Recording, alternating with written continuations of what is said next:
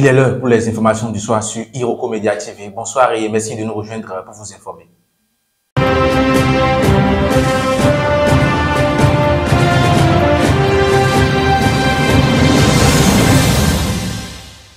La 5e édition du Cyber Africa Forum se tiendra à Cotonou les 24 et 25 juin 2025. L'événement est une plateforme d'influence dédiée à l'analyse des enjeux numériques et de la cybersécurité en Afrique. Le CAF vise 5 principaux objectifs. Il ambitionne d'accélérer la transformation numérique de l'Afrique et de renforcer les partenariats publics-privés. Il souhaite également contrer les cybermenaces, exploiter les opportunités de l'intelligence artificielle et stimuler les collaborations à travers le continent. Organisé avec le soutien du ministère de l'Économie et des Finances et celui du numérique et de la digitalisation, l'édition 2025 du Cyber Africa Forum réunira les plus hautes autorités de la région.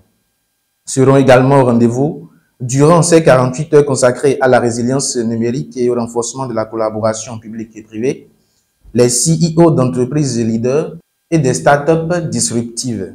L'École internationale de théâtre du Bénin célèbre cette année 20 ans révolus d'existence. À cette occasion et en guise de rentrée académique, une conférence inaugurale a été organisée par la direction de l'EITB pour permettre aux étudiants, acteurs culturels et autres de comprendre les enjeux de la valorisation du patrimoine. Comment faire vivre notre héritage aujourd'hui? C'est le thème de la communication présentée par Alain Godonou, historien et fondateur de l'École du patrimoine africain. Valorisation, appropriation culturelle, transmission des rites et cultes, histoire de nos patrimoines matériels et immatériels, tels sont les grands axes autour desquels les discussions ont tourné. De façon interactive, Alain Godonou et l'assistance ont évoqué quelques bons actes à poser pour la pérennisation de la culture béninoise. Le comportement de beaucoup de nos hauts cadres qui sont dans des positions importantes de décision par rapport à la République et qui sont méprisants par rapport aux acteurs de la culture. Ils considèrent la culture comme du folklore, c'est danser. On veut organiser une conférence, on appelle des gens là, ils viennent danser rapidement, 10-15 minutes et puis c'est fini. C'est ça la culture pour eux. Beaucoup de hauts cadres dans des positions de responsabilité sont dans cet état d'esprit. Et ce sont nos frères, ce sont nos enfants, j'ai un certain âge. Et je me suis dit, il y a quelque chose qui ne va pas dans l'éducation en Afrique. C'est pour ça que nous avions lancé cette vaste enquête, pour savoir, mais qu'est-ce que... Parce qu'il y a deux choses, il y a deux canaux de transmission principaux, hein? La famille et l'école. Alors, qu'est-ce que notre école, c'était l'objectif, on n'a pas étudié pour la famille, qu'est-ce que l'école africaine, qu'est-ce que l'école dans les pays francophones transmet aux enfants africains sur leur cursus jusqu'au cours secondaire, avant qu'ils se spécialisent à l'université.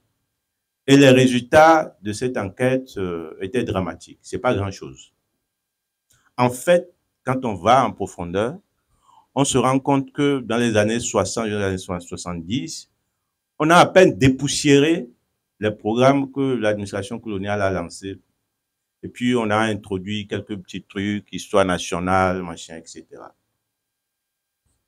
Et quand je faisais cette étude-là, une chose qui m'avait encore choqué, il y a un livre que moi j'ai utilisé au CM2, le livre d'histoire, Histoire de la République du Dahomey. Après, c'est devenu Histoire de la République populaire du Bénin, par Jean Pliat. Je me rends compte que mon fils, au CM2, c'est le même livre qu'il utilise, qui est au programme. Je ne sais pas si ça a changé, ça n'a pas beaucoup changé, ça doit être à peu près le même qu'on a mis. Et ça, l'historien de formation que je suis en était scandalisé. Je dis, je connais les thèses qui ont été écrites. Jean Pliat, à l'époque, quand il équipait à son âme, quand il écrivait son livre, c'est en fonction des connaissances disponibles. Mais ça a été largement dépassé. Je connais les thèses, les chercheurs écrivent des thèses, mais, et c'est là où c'était intéressant, le hic, c'est que toutes les recherches que vous, vos frères, vos sœurs, nos savants ont faites, sont rarement transcrites dans les programmes. Rarement. Parce que pour le faire, c'est les instituts pédagogiques nationaux, dont c'est la mission. Or, ces instituts sont faibles. J'ai organisé 3 réunions des instituts pédagogiques nationaux en Afrique pour discuter de cette question. Comment se fait-il qu'ils ne mettent pas dans des programmes des choses intéressantes et capitales pour les cultures locales? C'est tout aussi valable pour notre environnement. On parle aujourd'hui beaucoup d'écologie. Nos grands-parents, nos grands-mères connaissaient les plantes et pouvaient très rapidement aller à côté, prendre une plante, faire une tisane. Aujourd'hui, nous en sommes incapables.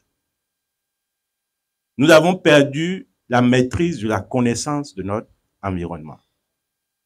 Ça veut dire que les lieux où ça doit se transmettre, principalement la famille et l'école, n'ont pas les outils pour les transmettre. Et quand on s'adresse à l'école, qui est justement la plus grande fabrique de transmission, on se rend compte qu'il n'y a rien sur ça. Un moment d'échange fort apprécié par les participants qui ont déclaré avoir acquis de nouvelles connaissances et ont profité de l'occasion pour reconnaître les efforts fournis par l'EITB dans l'arène culturelle béninoise et dans le sous-secteur de l'enseignement supérieur. On a surtout parlé de comment sauvegarder nos héritages. Et je crois que c'est vraiment important qu'à un moment donné, on s'asseye et qu'on se dise, OK, il y a plusieurs générations qui sont en train de passer et il y a une génération qui est en train de venir. C'est quoi la transmission? Qu'est-ce que cette génération retient globalement par rapport à la culture du Bénin et par rapport à tout ce qui concerne nos héritages? Et c'est une manière pour l'école internationale de théâtre du Bénin de nous amener à questionner sur nous-mêmes et de nous amener à nous dire toutes nos créations aujourd'hui, d'où est-ce que ça part?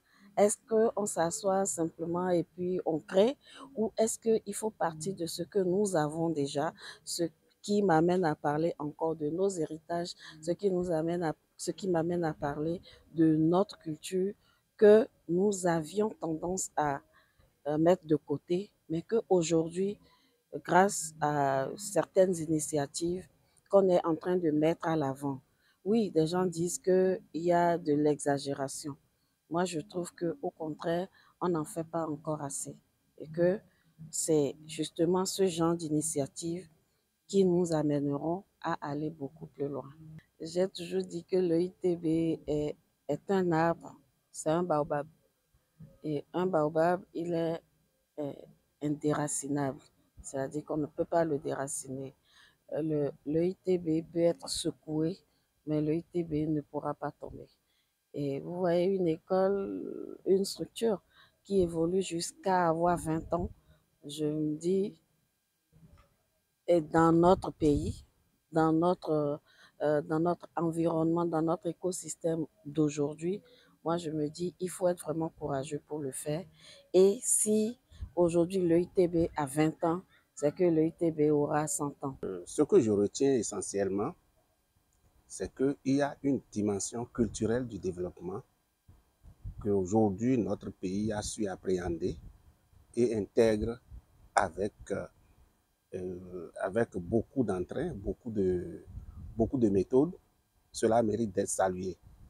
Ce sur quoi le conférencier a surtout mis l'accent, c'est les difficultés de transmission de notre patrimoine culturel, aussi bien matériel qu'immatériel, à savoir tout ce que nous avons, n'est-ce pas, comme tradition, qui concourt, n'est-ce pas, à solidifier les bases de l'éducation chez la nouvelle génération, la famille et l'école.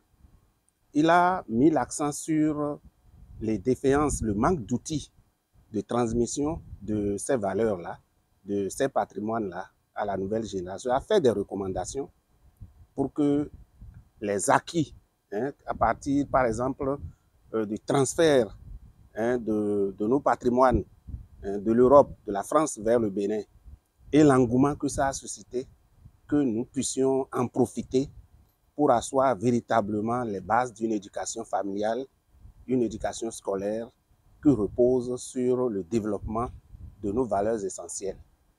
Je remercie l'École internationale. Cette conférence inaugurale qui s'est achevée par une photo de famille marque le début de la nouvelle année académique pour les étudiants de l'École internationale de théâtre du Bénin. Hors du Bénin, l'armée ougandaise cite nommément le groupe armé des ADF à l'origine des rebelles ougandais, majoritairement musulmans. Ils ont tué des milliers de civils dans la région et multiplient des pillages et meurtres malgré le déploiement de l'UPDF aux côtés des forces armées congolaises. L'UPDF, en collaboration avec les FARDC, suit de près l'évolution de la situation sécuritaire et continuera de traquer agressivement les restes des ADF partout où ils vont, a-t-elle assuré.